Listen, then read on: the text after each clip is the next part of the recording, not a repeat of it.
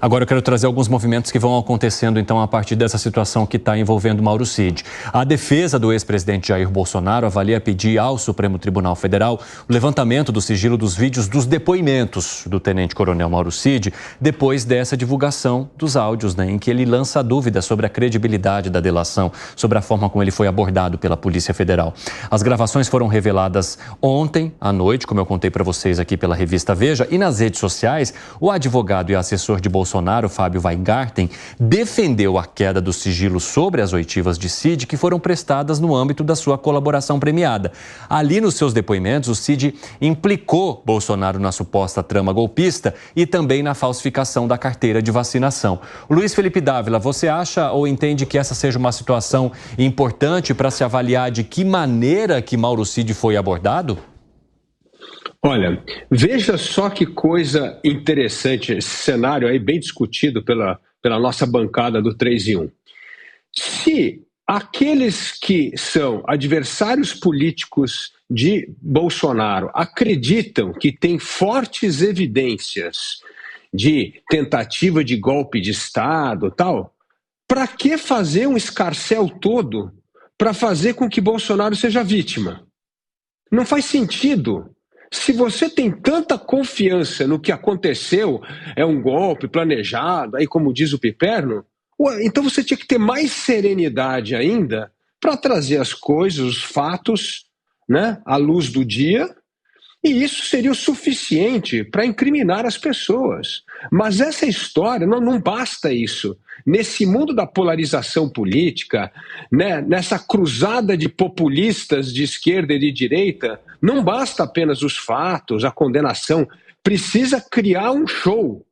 E essa história de criar show permite justamente, como o Koba falou, e agora do outro lado se vê como vítima. Então o que pode acontecer? Pode provar os fatos, mas isso ser enfraquecido por uma narrativa de vitimização, por causa desses abusos que estão ocorrendo. Então, veja só como essa cruzada populista enfraquece o Estado democrático de direito o tempo inteiro.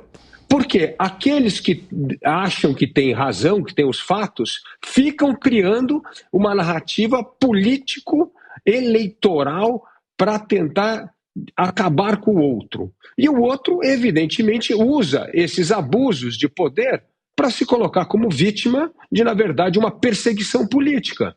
Então, é algo que distorce completamente a natureza do Estado Democrático de Direito. Por isso que o Brasil precisa se livrar desse populismo. Isso é nefasto à democracia, à liberdade e, principalmente, às liberdades individuais. Bom, nós estamos acompanhando uma movimentação ao vivo ali no local, no IML, onde passa por exame, então, o ex-ajudante de ordens de Jair Bolsonaro, Mauro Cid. Esse que caminha aí na tela, nessa imagem ao vivo que nós temos para você, é César Bittencourt, que é advogado de Mauro Cid, que chegou ao local e agora está esperando ali. Provavelmente haja uma movimentação em breve. A gente está monitorando ao vivo para atualizar você sobre todos os detalhes dessa história que envolve a prisão de Mauro Cid depois de prestar um novo depoimento ali no Supremo Tribunal Federal sobre o vazamento de áudios em que Mauro Cid diz ter sido coagido pela Polícia Federal ou de que já havia uma história montada pela Polícia Federal e que Mauro Cid foi ouvido apenas para se chegar ao resultado dessa história que já estava na mira da PF. E agora a gente vê, então, a prisão de Mauro Cid mais uma vez. Ô Nelsinho, como é que você avalia essa estratégia que pode ser adotada agora pela defesa de Jair Bolsonaro para entender como que esse depoimento que coloca Jair Bolsonaro como protagonista de uma cena golpista aqui no país e também de fraude no sistema de saúde do governo federal, justamente para tentar angariar algum tipo de força para essa defesa que está sendo construída no entorno do ex-presidente? Bom, na minha visão, a intenção da defesa é demonstrar o que falou Mauro Cid no áudio. Então vai pegar o vídeo, o áudio, o conteúdo de mídia desse depoimento que era uma delação premiada do Mauro Cid e tentar encontrar ali naquele depoimento algum ponto que case com o áudio do Mauro Cid. Ou seja, não necessariamente uma coação ou também, mas de uma pressão, de uma tendência, até porque o investigador ele não pode fazer perguntas tendenciosas, aquela pergunta que já tem resposta. Isso também é nulidade, isso também não é aceito em uma investigação e muito menos no processo penal. Então, no meu ponto de vista, a defesa do ex-presidente Bolsonaro visa agora encontrar nas mídias, nas gravações da delação do Mauro Cid, algum ponto que se junte, se associe com os áudios que foram vazados na imprensa. E, em cima disso, pleitear uma nulidade da delação e tudo que aconteceu a partir da delação. E aí? E, claro, se favorecer com isso na investigação. E você, Gani, como é que avalia? Olha, o caso de vacina, eu falei anteriormente que se o Mauro Cid estivesse falando a verdade, seria o caso onde poderia ter o maior comprometimento ao ex-presidente Jair Bolsonaro. Mas é claro que a palavra por si só do Mauro Cid não é suficiente. Ele faz ali uma delação, uma acusação, mas você precisa também de alguma prova concreta. Ele não pode, o ex-presidente, ser julgado apenas pela palavra do Mauro Cid. E agora, diante de todo esse contexto, a estratégia da defesa de Jair Bolsonaro vai ser mostrar que houve uma tendência durante o depoimento, houve uma pressão, uma coerção, etc. E enfraquece, claro, ainda mais todo esse depoimento do Mauro Cid, ainda mais porque não existe ainda uma prova concreta de que Jair Bolsonaro deu a ordem de fato a Mauro Cid em relação ao cartão de vacinação. Em relação aos outros casos, a tentativa de golpe, como eu sempre falo aqui, Jair Bolsonaro ficou no campo da cogitação, da intenção, e cogitação e intenção não é crime. Bom, vocês viram as imagens se mexendo ali porque o Bruno está se movimentando nessa cobertura de Mauro Cid no IML. Fala, Fábio Piperno. Tem um outro aspecto nisso, esse vazamento, esse áudio, ele ocorre justamente no momento em que o Mauro Cid também acabou sendo informado de que ele perderia a promoção no Exército, que parece que algum tempo atrás, alguns meses atrás, era tido como absolutamente certo. Então, também por isso ele se lamenta lá. Quando ele fala que ele perde tudo, inclusive promoção profissional, evolução profissional, também está se referindo a isso.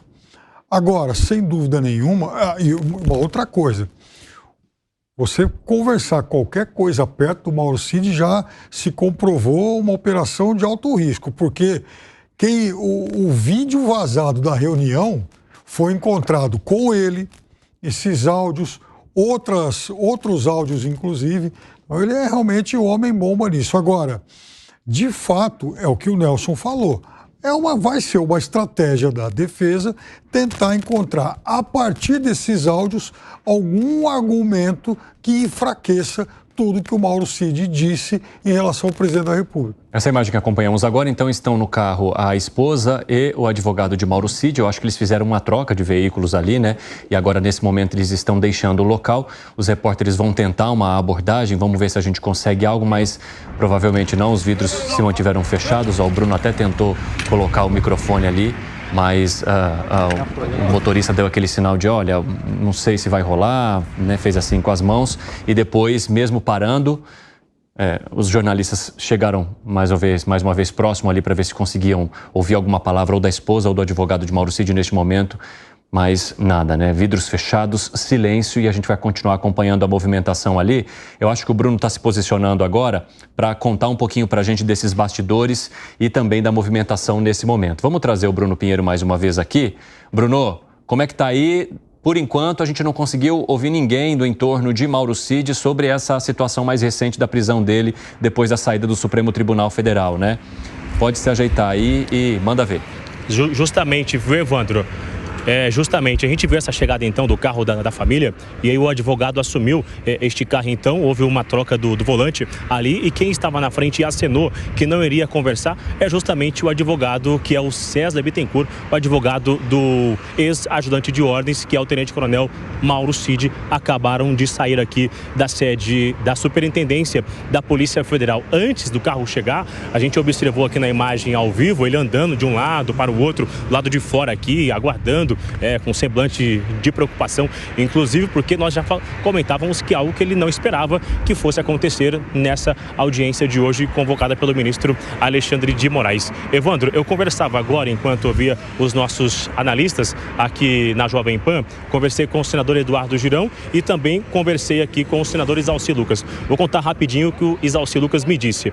Abre aspas, um absurdo o que está acontecendo no Brasil, estão fazendo exatamente o que ocorreu com a CPMI. Fizeram a narrativa e construíram o relatório e enquadraram os depoimentos. Fecha aspas, foi o que me disse o senador Isalci agora há pouco, conversava com ele através do celular. O Eduardo Girão, também senador do estado do Ceará, ele também já se posicionou, relembrando que na mesma semana que o diretor da Polícia Federal foi ouvido numa audiência no Senado Federal, isso acaba repercutindo novamente após áudios do ex-ajudante de ordens Mauro Cid. Um grupo de senadores vai então apresentar um pedido de uma CPI para investigar as acusações de crimes nas apurações do STF a cargo da Polícia Federal. E disse que o relato do ex-ajudante de ordens do governo anterior é muito grave e parece ser algo mais que devido a uma espontaneidade